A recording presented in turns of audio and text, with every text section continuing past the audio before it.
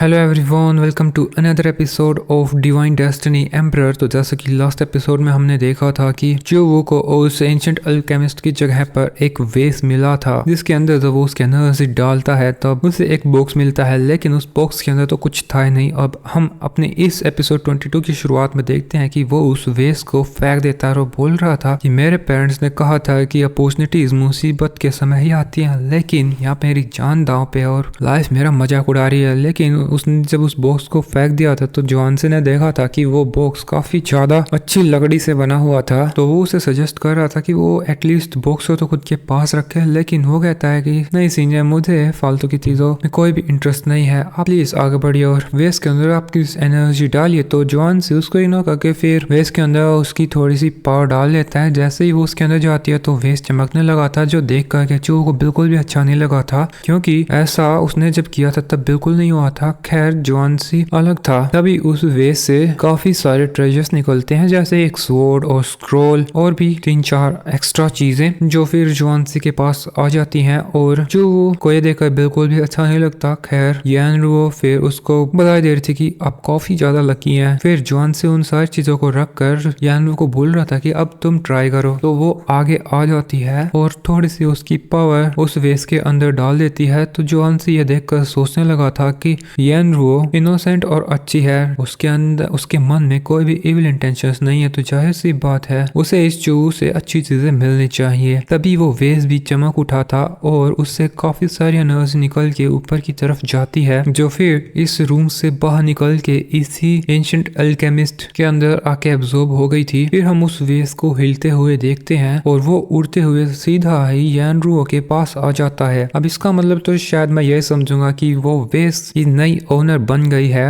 जो देख करके चूहो को तो बिल्कुल भी अच्छा नहीं लगता कि उसे तो कुछ नहीं मिला था बल्कि इनको सब कुछ मिल गया। लेकिन फिर भी ऐसा कैसे हो सकता है कि इस लड़की का उस एंशिएंट अल्केमिस्ट के साथ कोई कनेक्शन हो। खैर जो भी था, यानरुओ उस वेस को पाके काफी ज्यादा खुश हो जाती है और वो थोड़ी सी कंफ्यूज होके बोलती है जॉनसी को कि क्या इस वेस के मेरे पास आने से मैं ये समझूं कि अब इसके अंदर जो भी कुछ है वो मेरा है। तो जॉनसी सोचता है कि शायद मैंने यानरुओ को कम समझा, उसका लक काफी ज्यादा था। वो भी उसके लिए खुश हो रहा था और जवाब देता है कि हाँ बिल्कुल, इसके अंदर जो भी कुछ है वो तुम्हारा है। लेकिन चूहो को तो बिल्कुल भी इससे अच्छा नहीं लग रहा था, वो काफी ज्यादा गुस्से में आ रहा था। फिर जॉन से आगे यानरुओ को बोलता है कि क्योंकि अब ये वेस्ट तुम्हारा है तो क्या तुम इसके अंदर देखना नहीं चाहती कि इसके अंदर क्या क्या अच्छी चीजें हैं। तो जैसे ही वो उसे यूज करने वाली थी तो उस वेस्ट के अंदर से एक लाइट बॉल निकल कर एक डायरेक्शन में जाने लगी थी और वो वहीं उसी एंशिएंट अल्केमिस्ट की डेड बॉडी के अंदर जाके एब्जॉर्ब हो जाती है। तो उस बॉडी से काफी सारी एनर्जी निकलने लगी थी और उस बॉडी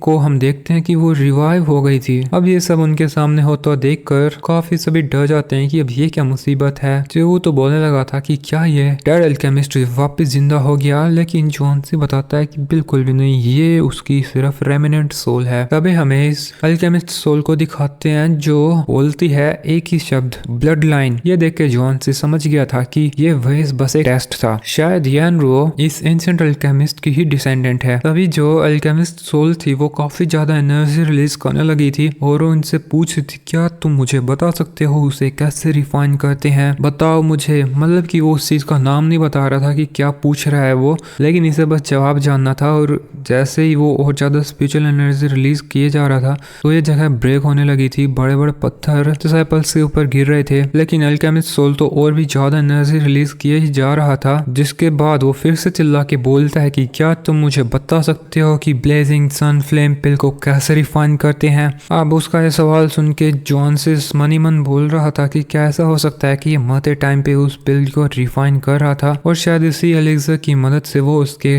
डिसेंडेंट्स को प्रोटेक्ट करना चाह रहा था। और ये भी एक टेस्ट है ये जानने के लिए कि क्या उसका जो डिसेंडेंट है वो रियल है कि नहीं। लेकिन इन सभी को तो कोई जवाब पता ही नहीं था, इस पिल के बारे में ही नहीं सुना था। यान वो बोलती है कि हमें कैसे पता इस पिल को कैसे रिफाइन करते हैं। ये जवाब सुन के तो एंशिएंट सोल काफी ज्यादा गुस्से में आ जाती है और वो बोलती है फिर तुम सरवाइव कैसे करे, अगर तुम्हें यही नहीं पता तो मरो। लेकिन तभी हम जॉनसी को देखते हैं, वो बोल रहा था कि ये सोल तब तक नहीं रुकेगी जब तक हम ऐसे बता नहीं देते कि वो पिल रिफाइन कैसे करते हैं। बट फिर वो यानरुओ और उस चूहे को देखता है जो काफी ज्यादा तकलीफ में थे। तभी वो एंशिएंट सोल इनके ऊपर अटैक कर देती है और एक काफी बड़े पत्थर पे दे मारती है। ये देख करके जॉन जुआनसी सोचने लगा था ऐसा कैसे हो सकता है, कोई अपने ही फैमिली मेंबर्स को कैसे मारना चाहेगा। फिर वो जुआनसी की तरफ आ रहा था और जुआनसी उसके प्रेशर से झुक नहीं रहा था, तो वो फिर से उससे पूछता है कि बता मुझे, नहीं तो मरो।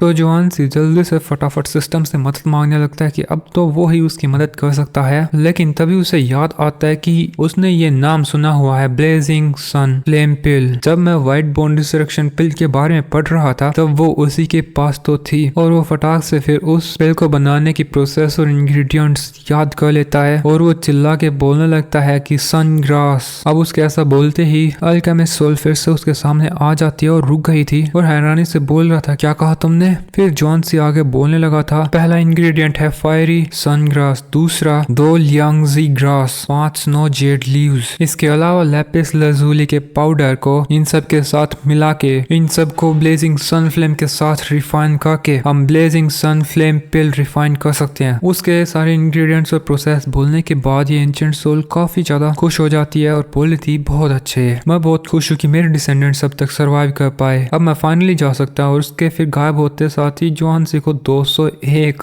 फेवरेबिलिटी पॉइंट्स मिल जाते हैं और वो भी खुश हो गया था कि ये तो जैकपॉट था उसके लिए। तभी यानरू भी उसके पास आके उसे थैंक यू बोलने लगती है, नहीं तो वे हमेशा के लिए शायद यहीं पे ट्रैप्ड रह जाते या क्या पता मारे भी जाते। लेकिन अभी यहाँ पे स्नो होने लग जाती है जो देखकर इन्हें कुछ भी समझ में नहीं आता। लेकिन तभी यहाँ पर अपना डीमन सेक्ट का एविल एंसेस्टर भी आ जाता है और काफी जोर से हंसते हुए वो बोल रहा था, क्योंकि अब तुम लोग मेरे से पहले यहाँ आए थे तो डेफिनेटली तुम लोगों ने यहाँ की इनहेरिटेंस भी रख ली होगी, तो अब मैं तुम्हें 2 ऑप्शंस दे रहा हूँ, या तो चुपचाप वो इनहेरिटेंस मुझे दे दो और मुझे तुम्हें मारने दो, नहीं तो मैं तुम्हें मार के वे सब ले लूंगा। फिर वो काफी ज्यादा गुस्से में चूहू को देखने लगा था। वो बताता है कि तुमने हमसे ब्राइब ली, लेकिन तुमने अभी तक हमारा कोई भी काम नहीं किया है, तो मैं तुझे व्याजनी के साथ खत्म कर दूंगा। उसकी बात सुन के यानरू बोल रही थी कि मुझे लगा था तेरे साथ कुछ गड़बड़ है। वो चूहू यहाँ पे खुद को काफी अलग थलग पा रहा था और वो इनसे दूर हो जाता है। वो उस इविल एंसेस्टर को एक्सप्लेन करने की कोशिश करता है कि इस जुआनसी ने मुझे व्हाइट बोन रिसरेक्शन पिल दे दी थी, जिसकी वजह से इसके सारे अटैक्स मुझे लगे थे, लेकिन उस इविल एंसेस्टर को इससे क्या फर्क पड़ता है, उसे तो यहाँ अब सबको मारना है।